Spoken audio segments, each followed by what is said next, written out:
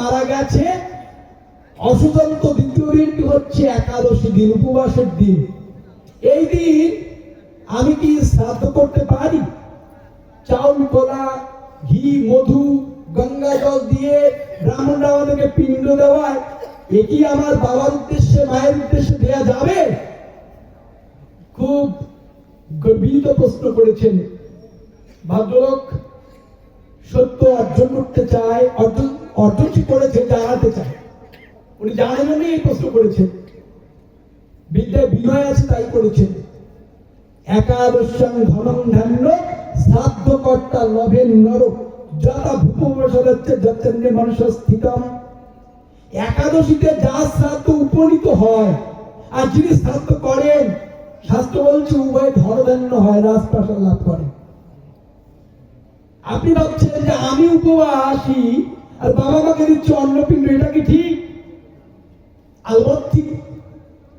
কোথায় পাবো? মৎস্যপুরাণ পড়বেন, বলছে পিতা যদি দেবজাত শুভকর্মাণে জগত তদন্নে বিত্তাং হত্যা দত্তত্বে মধ্যবংশাদি পশুত্রে যত্রিণং ভাবে মনুষ্যত্বের পানাদি নানা ভোগ্য রসং ভাবে। আপনি অন্নপিণ্ড দেবেন, অন্নপিণ্ড দেবেন, আর আপনার পিতা যদি ভালো কর্ম করে থাকে, পরম বৈষ্ণব হয়ে থাকে, তাহলে তার মৃত্যুর পরে সে তো চলে গেছে কোথায়? বিষ্ণু লোকে, বলছে দেবলোকে গেছে।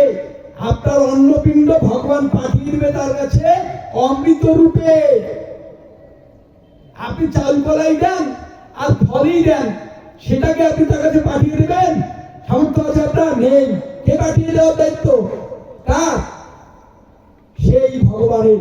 তিনি বলেছেন, প্রতিজ্ঞা করেছেন যে তুমি তোমার শাস্ত্রবিহিত পিণ্ডটাই দাও, আমি পাঠিয়ে দেবো কোন জড়িতে আছে সেই খাদ্য রূপে। বলতে যদি দুর্ভাগ্যবশত খারাপ কর্মের ফলে আপনার বাবা নরকগামী হয়, যদি রাক্ষস জনিতে জন্মগ্রহণ করে, বলছে রক্ত মাংস হিসেবে তোমার দেয়া অন্নপিণ্ড আমি তার কাছে পাঠিয়ে দেব। মৎস্য পুরাণের 19 অধ্যায়ে 6 থেকে 9 নম্বর শ্লোকটা পড়ে দেখবেন, বাড়িয়ে বাড়িয়ে বলবার। এখানে তো রেকর্ড হচ্ছে, তাই না? যদি খুঁজে না পায় তখন কি গালি দেবে না আমাকে? যদি একটু শ্লোক এদিক ওদিক হয়ে যায়, শাস্ত্র ঘাটলে পাবেই পাবেনি। হলপ করে বলছি, সত্য করে বলি, মিথ্যা বলবার জন্য আসিনি, হঠাৎ করে শাস্ত্র আলোচনা আসিনি। একাদশীতে এরা বলে যে কি পঞ্চশস্য খাওয়া যায় না, আর লিখে দেয় 15-20টা লিখে দিয়ে বলে পঞ্চশস্য বর্জনীয়। আর পঞ্চ মানে যে 5, এটা জানার বিদ্যাও নেই। পঞ্চ মানে 5, এটাও জানে না।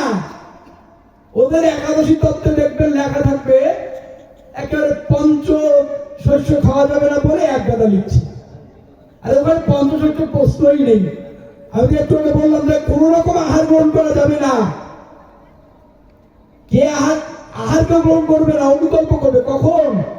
যখন অপারক, ব্রত করবার মতো, উপবাস করবার মতো শারীরিক সামর্থ্য তার নেই, সে অনুকল্প গ্রহণ করবে। অনুকল্প হিসেবে 9টা দ্রব্য মাত্র গ্রহণ করা যায়, অধিক কিছু নয়। এক গাদা তরি তরকারি রান্না করে ওটা অনুকল্প হয় না।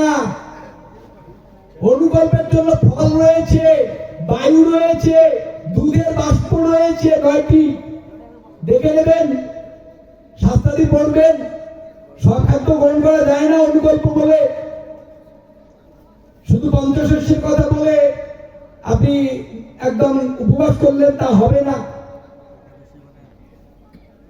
আমাদের অবশ্যই শাস্ত্র মেনে কাজ করতে হবে।